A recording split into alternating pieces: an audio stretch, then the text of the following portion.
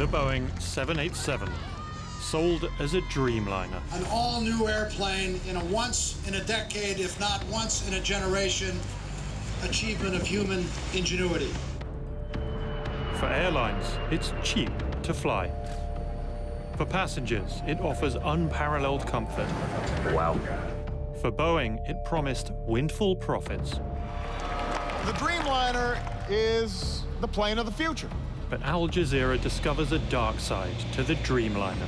Unimaginable that we could be 3 years late, have a fleet grounding, have fires on the airplane. Our investigation finds Boeing altered its own quality standards. They're shortchanging the engineering process to meet a schedule. We uncover a whistleblower fired as he fought for safety. There's no doubt there's bad repairs going out the door on the 787. We go behind closed doors onto the factory floor to reveal a world Boeing keeps secret. I want to fly one of these planes because I see the quality going down around here.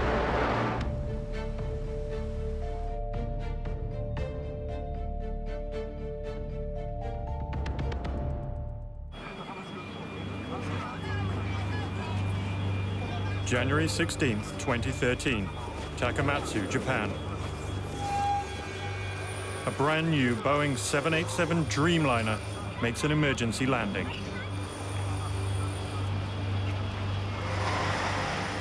Passengers knew the plane was in trouble.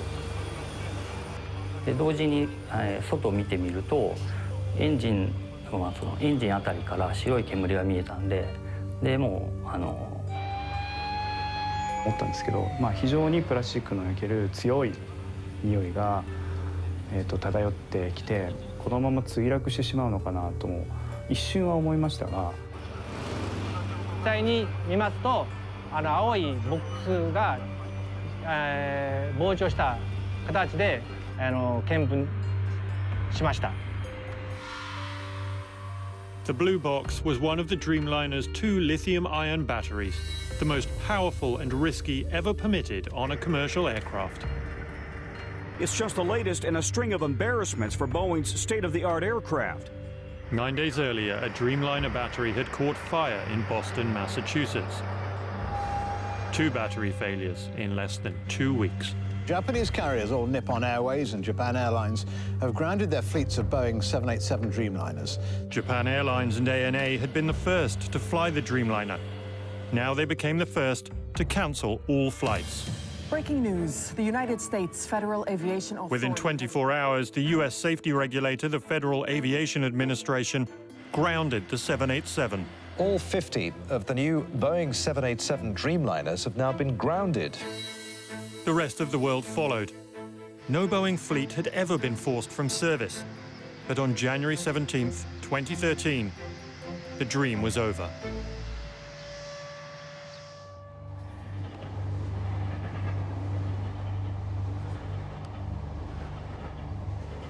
I'm Will Jordan. For a year, my team and I have been investigating the Dreamliner. It's the Boeing company's big bet on the future. A plane created to save fuel, improve comfort, and boost profits. Built in a new way, designed and manufactured by scores of companies around the globe.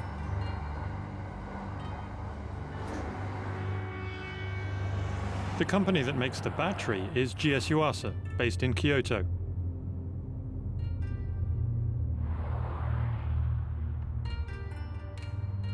We wanted them to tell us what had gone so wrong.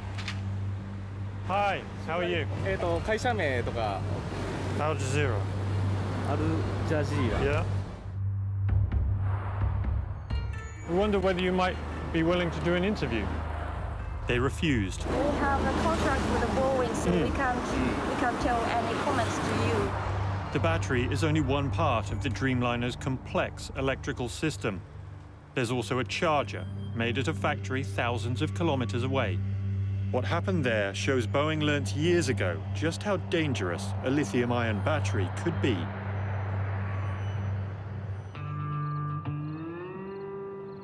In Tucson, Arizona, we tracked down Michael Leon, an electrical technician.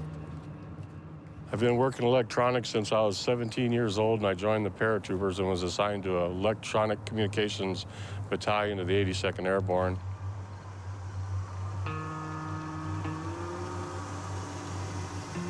Yeah, this is the first time I've been here since 2007. It's hard to believe that this is what's left of a 3-story engineering structure. On a November morning in 2006, Leon and dozens of other workers clocked in at Securaplane, the company that makes the battery charger. And I started a pot of coffee, then I went into my lab and started working on my battery charging unit. And then it happened. And it was a very loud explosion. And all of a sudden, I was lying on the floor, and there it was, coming out the side of this battery. It was about that big, and it wasn't like fire. It looked like a jet afterburner, like jet exhaust. The prototype battery Securaplane was using to test its charger had exploded.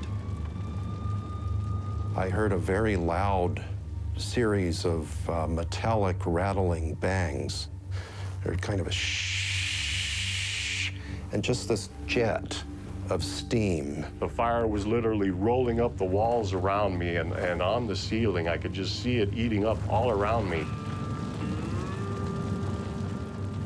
I know that if that happened on board an aircraft, there would be no chance of survival.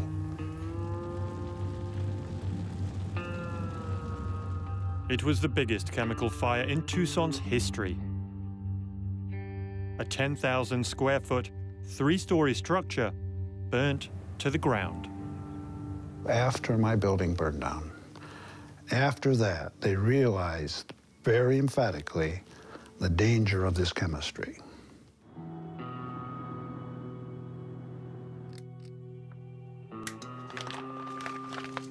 Richard Luxo knows well the chemistry of the Dreamliner battery. Boeing chose the most powerful there is, but also the most volatile. They went to lithium cobalt, which is way up here as far as danger. Luxo stepped down as Securaplane president just before the fire. He started a new company to make lithium-ion batteries for business jets. Luxo was a true believer in the technology. Then he began testing. 2 3.3 amp hour series battery pack bullet test.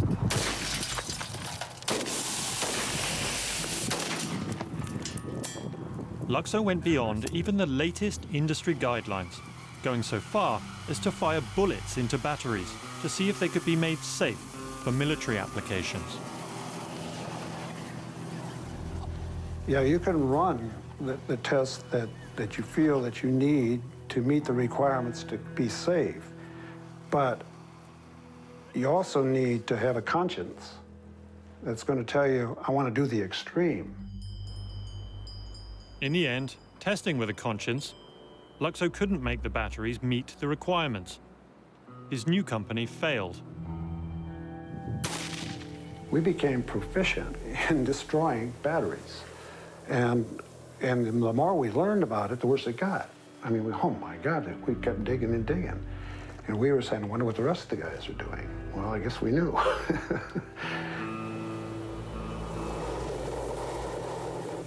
By the rest of the guys, he means Boeing. And they were testing to a weaker standard, one written by the FAA specifically for the Dreamliner.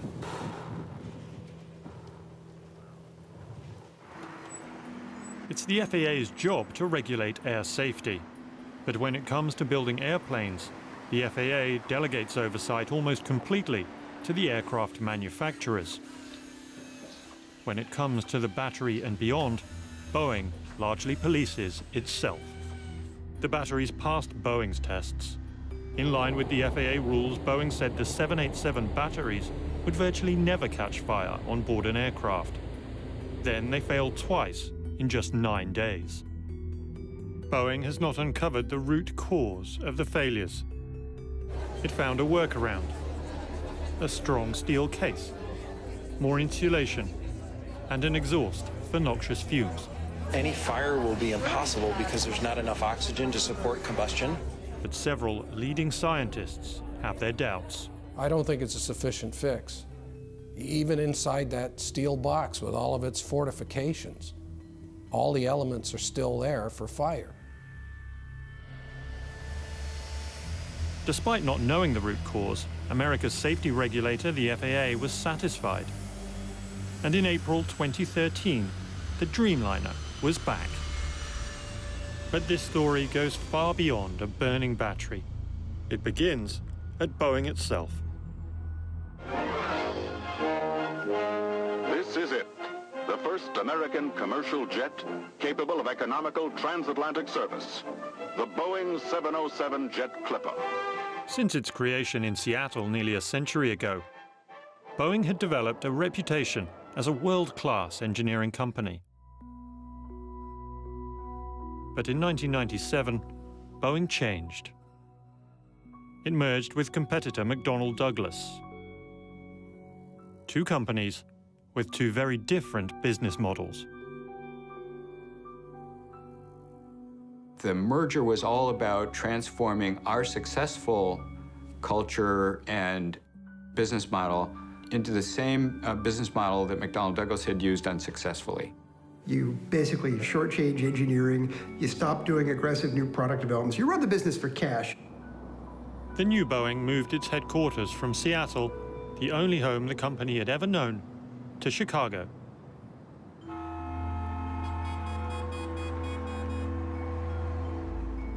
It began slashing investment in research in order to cut costs and maximize Wall Street returns. I felt it was wrong. I felt it was going to take the company in the wrong direction, and I thought that quality would suffer and the integrity of the product would suffer.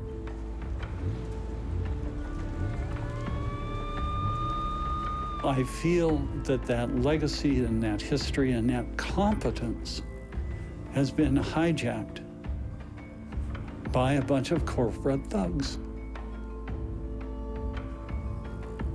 By 2003, it was time to launch a new plane. But Boeing's new board was reluctant to invest the billions needed. The board made it clear that they wanted this plane made for less money. They wanted it made for $5 billion. They wanted partners to come in to pay the rest. It's expensive. So how do you make that happen? Well, you promise them that you can do it for less, and then worry about the consequences later. Boeing came up with a plan to save itself money. It would push the costs onto its major suppliers. Boeing would call them partners, and they would design and pay for the parts they built. Boeing's job would be to assemble the plane. It was almost as if at times you thought Boeing executives believed, well, maybe they could sit in Chicago and have other companies do things, and they would just rake in the money somehow by putting it all together and putting a Boeing sticker on it at the end.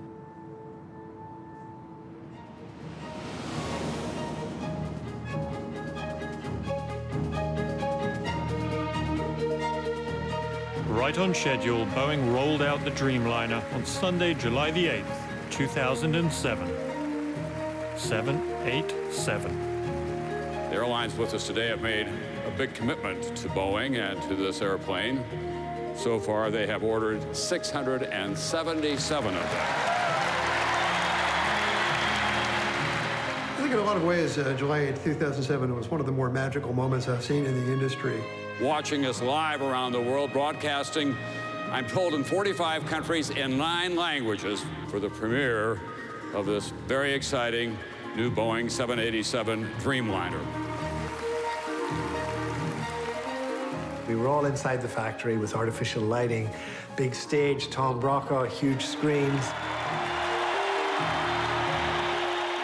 Then they opened the doors of this giant assembly bay, and in rolls this beautiful, beautiful aircraft. And there it is sitting in the sun, and we all stream outside and we all touch it. And none of us noticed. And I'm reassured by all the executives involved that it's going to fly within 2 months. 1, 2, 3. What I realized walking around it is that you could, look up in the wheel well and you could see daylight.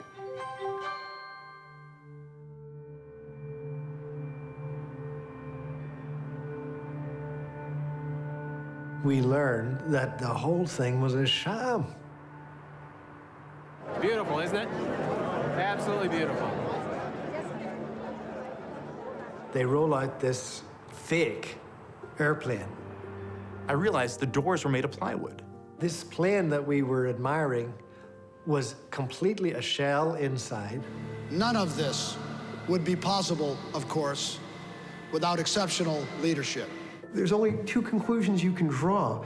You have executives there who are either lying, in which case they're clueless because they're going to get caught in 2 months, or you have a complete disconnect between the people who are working on the plane, the engineers, and the executives who are saying this.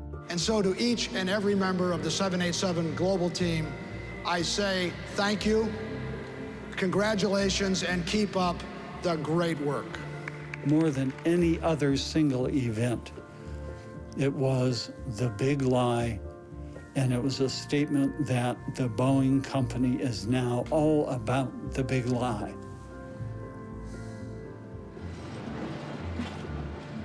The day after the rollout, Wall Street pushed Boeing's stock to a 10-year high.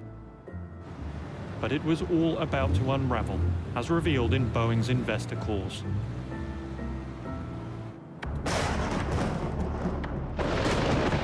Hello, and welcome to our quarterly update on the 787 program. September 2007, Boeing announces its first delay. It's not a failure how the airplane goes together. It's just a really complicated puzzle. October 2007, the 3-month delay becomes 6 months. We wish we didn't have to do this. New kinds of innovation present challenges, and we're doing our best to meet them. October 2009, 6 months becomes 2 years of delays. We know that we can and must do better, and I'm confident that despite our setbacks, we will get the 787 through the flight test program and into the hands of our customers. It just kept getting worse and worse, and it seemed unbelievable. You have to understand, this was unprecedented. There'd never been a Boeing delay in a Boeing program. The sequence of events looked an awful lot like a catastrophe rather than just a manageable series of delays.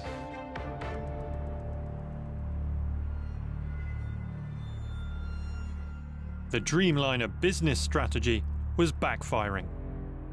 Designed to save so much money, it was costing Boeing billions. The outsourcing plan failed very badly. All these different suppliers who were going to build these major sections couldn't actually do it.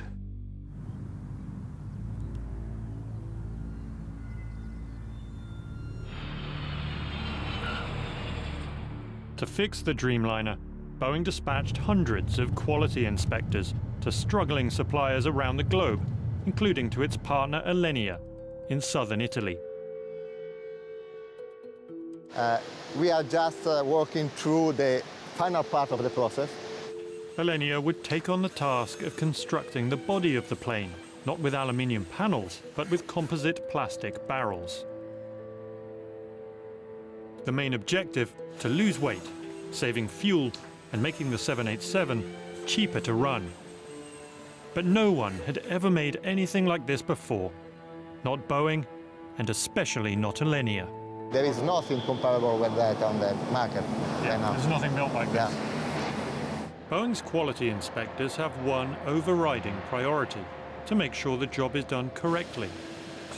In 2009, when inspectors found flaws in parts made in this Alenia plant, they ordered work to stop. A year later, in Alenia's other factory, they again found serious problems, and again they ordered work to stop. But this time, managers overruled the quality inspectors. This internal Boeing document from 2010 reveals executives ordered Alenia to continue with fabrication without delay. We followed at that time the procedure to stop, but with the help of Boeing specialists at the time, while we were in this approved condition, they took responsibility for approving the quality, and we will continue to work and engineer the time the product. In this separate memo obtained by Al Jazeera, Boeing states that schedule may require deviations to the preferred quality process. We received the memos from an engineer who, like many we spoke with, was afraid to appear on camera, so he answered my questions by email.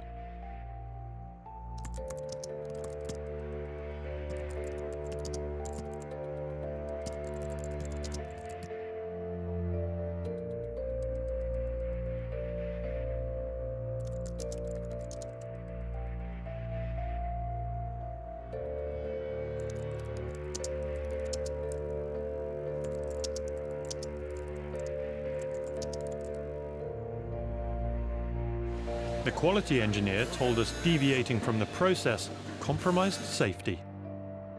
Alenia and Boeing said it did not. 6, 7, 8, 9, 10. So I brought the memo to the former president of Boeing's Engineers Union. So my name is Cynthia Cole, C-Y-N-T-H-I-A, last name C-O-L-E. Cynthia Cole spent 32 years at the company, but never on the Dreamliner program. So she had never seen this memo before.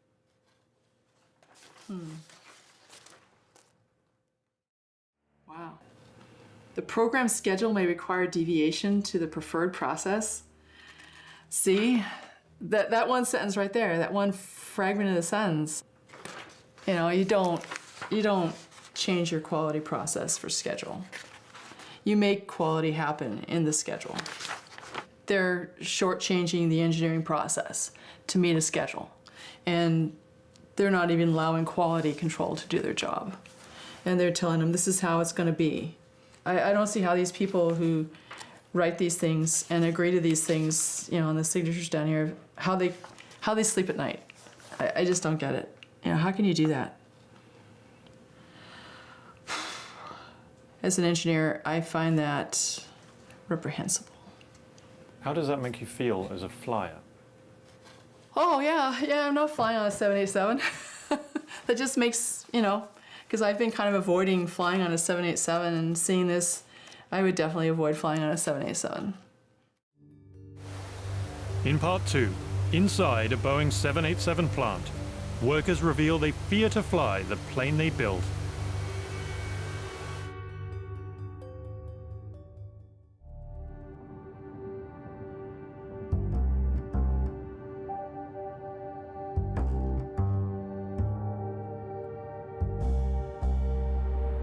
If the Dreamliner represents Boeing's future, then I've come to the place where that future will be built.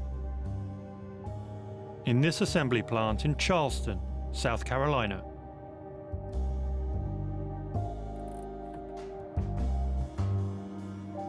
I've been called to a meeting with a man who works inside the plant.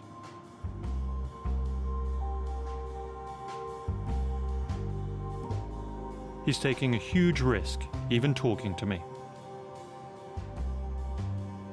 It's been eating me alive to know what I know, and to have no avenue, no venue to say anything.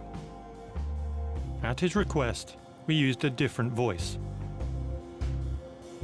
300 souls on the plane. Their lives, it's bigger than me. We had seen reports of bad workmanship in the plant, but the man claimed the problems go far deeper. With all the problems reported on the 787, there's 90% that's getting swept away, hushed up. It's an iceberg.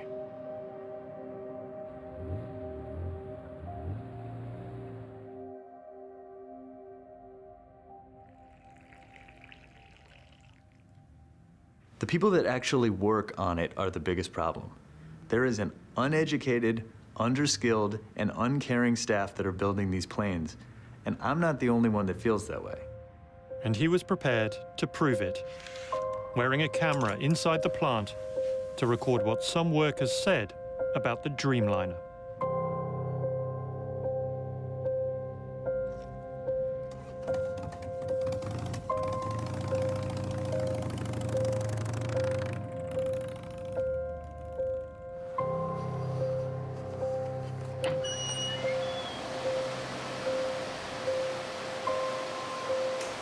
They hired these people off the street, dude, working, flipping burgers for a living, making sandwiches at Subway. You can't have somebody from McDonald's do heart surgery. That's trusting someone with your life. That's what we're doing here. The thing about it is they don't realize the seriousness of putting something together and putting it together right, because it breaks. It can't come over with the curve. It's going to come down.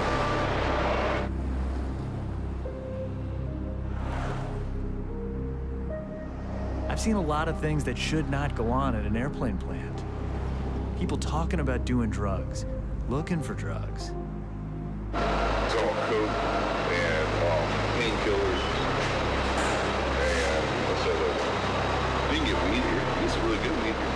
Really? Like in the plant? Yeah. Like there's someone who has it right now. I could just walk up to them and just... No, I don't know if they have it right. You got to place your order. You got to place your order, right. I have never seen anybody or heard of anybody having to take a random urinalysis. As far as I know, random drug tests just don't happen. They don't drug test nobody. I know they don't. And there's people who go out there and lunch and go smoke one up. Do they? Hell yeah. You know for a fact. Hell yeah.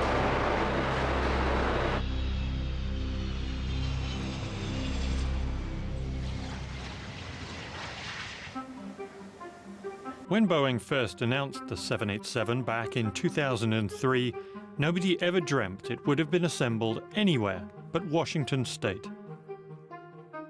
The one place Boeing had always made its commercial aircraft. But new Boeing was playing by new rules, so it did something it had never done before. Auctioned off final assembly to the highest bidder. They were going to hold a competition for it, a state against state, nationwide competition, where to build this plane. I ran to my editor after I put the phone down. I think it was 5 o'clock, and I said, well, "You're not going to believe this. They're not necessarily going to build it here."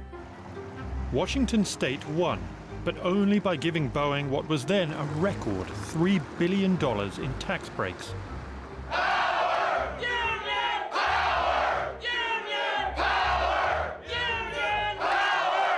5 years later, Boeing's machinists walked off the job after contract negotiations stalled.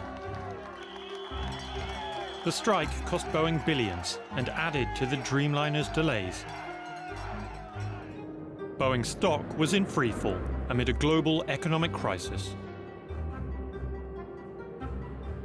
That strike really enraged the top executives at Boeing.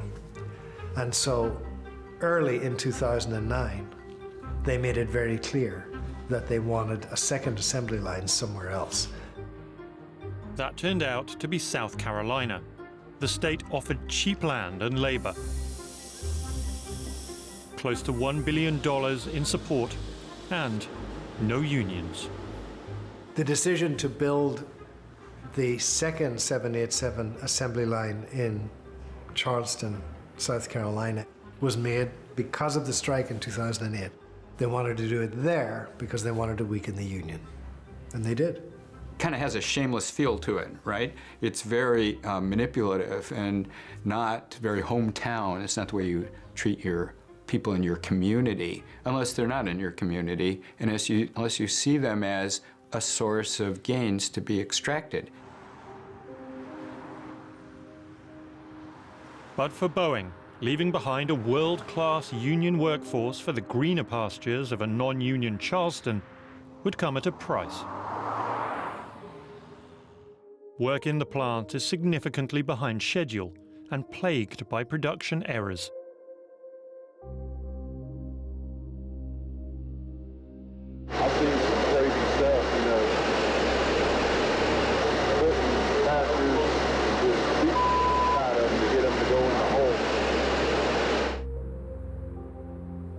I know of one customer, they'll no longer accept planes from Charleston due to quality issues. They will only accept final assembly done in Everett, Washington. Every day when you go to work, not only are you doing your job, but you're looking at the previous job to see if someone has messed something else up on that and chose not to tell anyone. That machine malfunctioning there, there's holes up, okay? They just went ahead and filled it. But I've gone ahead and told managers that, and nothing has been done. Nothing. To be sure everything is done correctly and the plane is safe, Boeing has quality assurance inspectors painstakingly check every step of the work. But in South Carolina, this inspector says he only signs off on finished jobs. Here you'll do the whole job and we just final it. You know, I'm supposed to verify, oh, you checked the hole, you did the sealant, you put in the fastener. I never saw all that. So I'm supposed to final it saying it's good. What the problems I have. You think Everett's better? I think Everett will do what's right and make the plane right. Because in the union, they have to. Here, everybody is being pushed to meet this regardless of quality.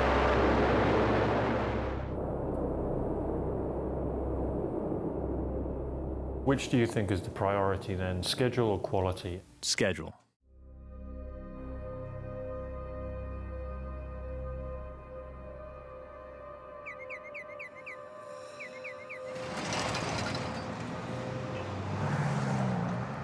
If it's a constant battle between quality and schedule, we found one casualty, hundreds of kilometers from South Carolina in Mississippi.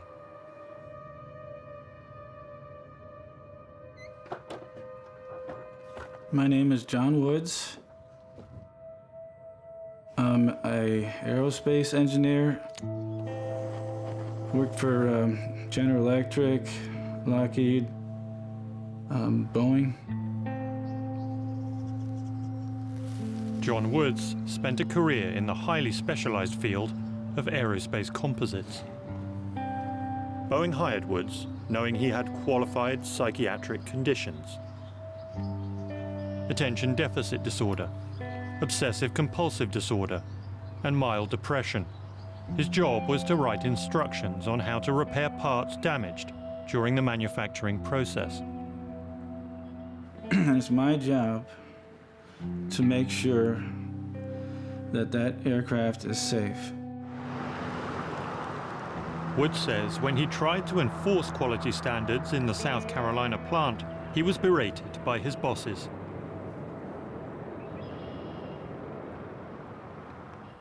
In a couple of meetings, there was a group of managers screaming at me to dumb down my work instruction, saying you have to remove requirements from your work instructions. It's going to take too much time.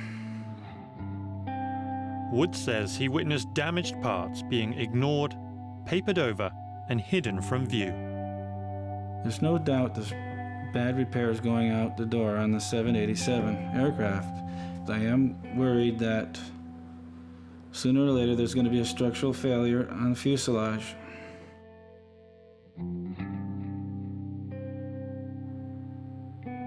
Woods appealed to Boeing's Human Resources Department, claiming he was being harassed for doing his job.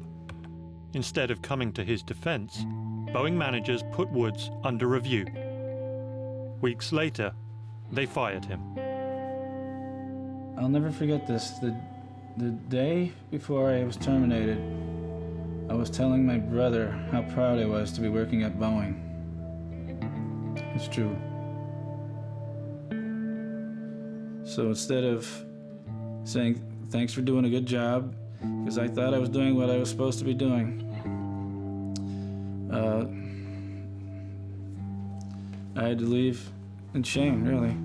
I was embarrassed with my own family.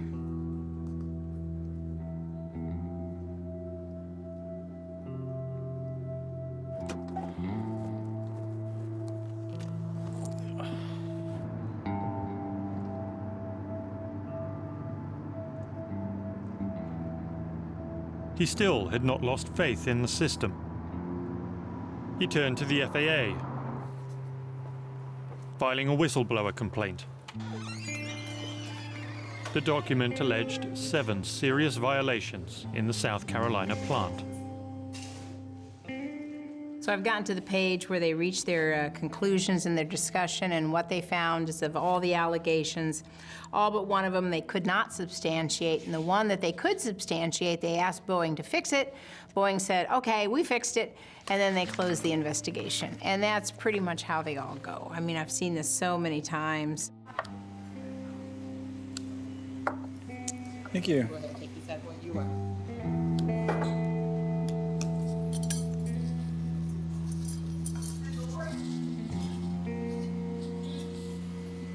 I always tell people when they call me up with information and they say, well, I have all this information about this dangerous situation. Should I blow the whistle? And I said, well, you know, not unless you have a private trust fund or another job to go to, because you'll have a problem earning a living. I had to maximize all my credit cards to survive, to support the family. There was a lot less money for the kids, for college and everything else.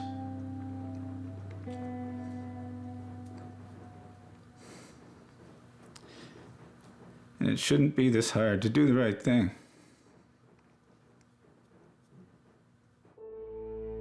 When we looked at Wood's FAA complaint, we noticed a familiar name, Ali Bahrami.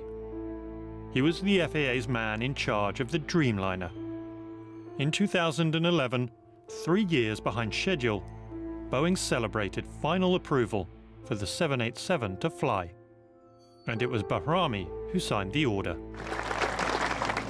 And thanks also in recognition for Ali Bahrami, manager of the FAA's transport airplane director. It was Bahrami who signed off on the Dreamliner batteries. And after 2 failed and the FAA grounded the Dreamliner, it was Bahrami who signed it back into the air. Shortly after that, he retired from the FAA. 2 weeks later, Bahrami was hired as vice president of the Aerospace Industries Association, which lobbies on behalf of Boeing. One of the first things he did was to appear before Congress to call for greater self-regulation for companies like Boeing. We urge the FAA to allow greater use of delegation, not only to take full advantage of industry expertise, but to increase the collaboration that improves aviation safety. Mr. Bahrami declined our interview request. One day you're regulating the airline, and the next day you're working for it. You can't possibly be tough on the industry that you're regulating because you'll never get that plum job after you leave. The regulators at the FAA will rarely cross Boeing. They simply won't. It's the Washington influence game, and Boeing is a master. Last year, the company had over 100 registered lobbyists. 78 of them were former government workers. 3 were former members of Congress. Boeing Chief Executive Jim McNerney is chairman of President Obama's Export Council. The president's former chief of staff came from Boeing's board, as did his second Commerce Secretary. As Secretary of State, Hillary Clinton helped broker a $3.7 billion sale of Boeing planes to a Russian airline. Even President Obama boasts that he works for Boeing. So I tease Jay every time I see him. I said, I deserve a gold watch because I'm selling your stuff all the time. Jay is Jim McNerney. It's clear what Boeing gets from the US government. What's not so clear is what it gives back. Boeing paid no taxes in 2013, no federal income taxes. That's not a unique year. Over the last 12 years, they claimed over $1.6 billion in federal tax refunds, even though they reported $43 billion in U.S. profits. $43 billion in profit, but none of that comes from the Dreamliner, which has cost billions and is years away from making money. All of Boeing's commercial profit comes from older aircraft, those created prior to the Dreamliner, prior to Jim McNerney, and prior to the merger. It has been the top executives and largest stockholders who have benefited most. Boeing CEO Jim McNerney made $27.5 million in 2012. That was enough to pay the salaries of the President of the United States, the Vice President, the 15 Cabinet Secretaries, the 9 Supreme Court Justices, the 7 Joint Chiefs of Staff, and all 100 U.S. Senators. McNerney is set to retire with a pension of close to $250,000 a month. Just before Christmas 2013, Boeing demanded pension cuts from its union machinists. For Jim McNerney to be earning a pension at approximately $250,000 per month and think that it's okay for him to take my $2,200 a month pension is outrageous. It's absolutely outrageous. Back in South Carolina, our unauthorized tour with Boeing's new workforce is coming to a close. There's only one question left to ask. Would you fly on one? No. You won't fly on one. Would you fly on one of these planes? Would you fly on one of these Probably not. Would you fly one of these? Yeah, it's sketchy. Sketchy? Nah, I probably would, but I mean, I'm kind of a death wish dude. Our source asked 15 of his co-workers if they'd fly on the Dreamliner. 10 said no. I wouldn't fly on one of these planes. You wouldn't? Why wouldn't you? Huh? Why wouldn't you? Because I see the quality going down around here.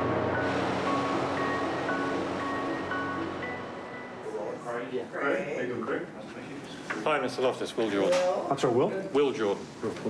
Workers who fear to fly the plane they build. Quality process apparently loosened to speed up schedule. Workers fired after making safety allegations. We needed answers from Boeing. Right now, we're at a very exciting point in time. We have brought our production rates up to 10 airplanes a month, faster than any airplane in aviation history and to the highest level of any wide-body airplane in aviation history. There's a couple of documents I want to show you here. I showed him the documents suggesting Boeing had changed quality procedures and overruled inspectors to speed up production. Mr. Loftus was not manager of the 787 program in 2010 when the memos were written. Okay, I'm not familiar with this document. But... Former Boeing engineers have told us that these represent Boeing essentially putting schedule ahead of quality, shortchanging the engineering process to meet a schedule. Is that something you recognize? The number one focus that we have at Boeing is ensuring the continued safe airworthiness of an airplane, the integrity of the airplane, and the quality of the airplane going out. We've also heard directly from workers inside your South Carolina plant. They paint a grim picture, really, of things there. They say the workforce isn't up to the job. I'm extremely confident in the quality of the workforce in Boeing, South Carolina. The Boeing workers at South Carolina don't share that confidence. Here's what some of them said. Guys, I'm going to just call up to hold here for a second. Can you turn the camera off for a second? Why would we need to turn the camera off? What's the problem? And then Boeing's communications director stopped the interview. So who are these employees that you're speaking to in South Carolina that are making these points? Obviously I can't tell you who the employees are, but they are Boeing workers who assemble the planes that you build. Well, I'm not sure it's appropriate here and now. Well, I'm assuming the buck stops with the Boeing commercial airplanes management, and so the most senior managers are the ones to answer this. We're here with the head of the 787 program, and we have these things that you need to hear and you need to provide a response to. We have not had a chance to review this or craft a proper response. Larry, you're tired. Larry, would you like to step out for a second? Okay. But as I do, I have the highest degree of confidence in the production system we have with the employees we have at the Boeing Company and our supply chain. Okay, thanks.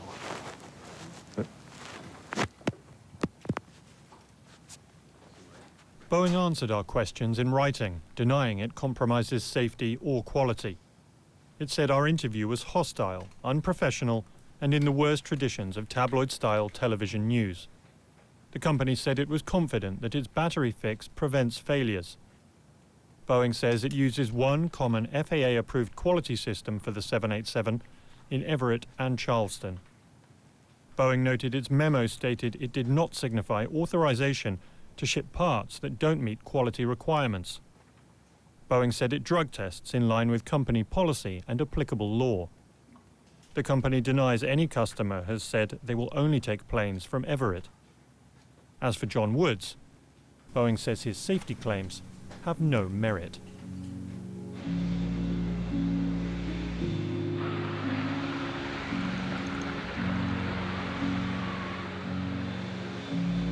Toronto, May 18, 2014. Air Canada celebrates the delivery of its first 787.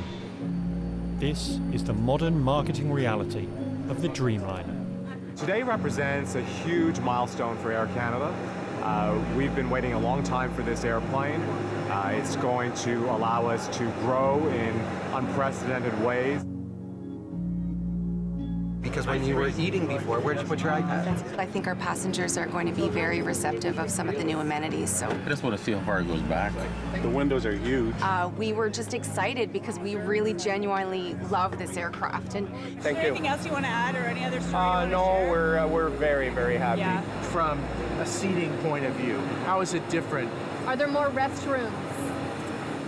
But is there another reality? One revealed by a burning battery, by the words of the workers who build the planes. We're not building them to fly, we're building them to sell, you know what I'm saying? By Boeing's apparent changes to its own quality protocol. Boeing says the 787 has no more problems than previous models. The FAA says there's never been a safer time to fly. The Dreamliner is the fastest-selling plane in the world. One day we may all find ourselves on board.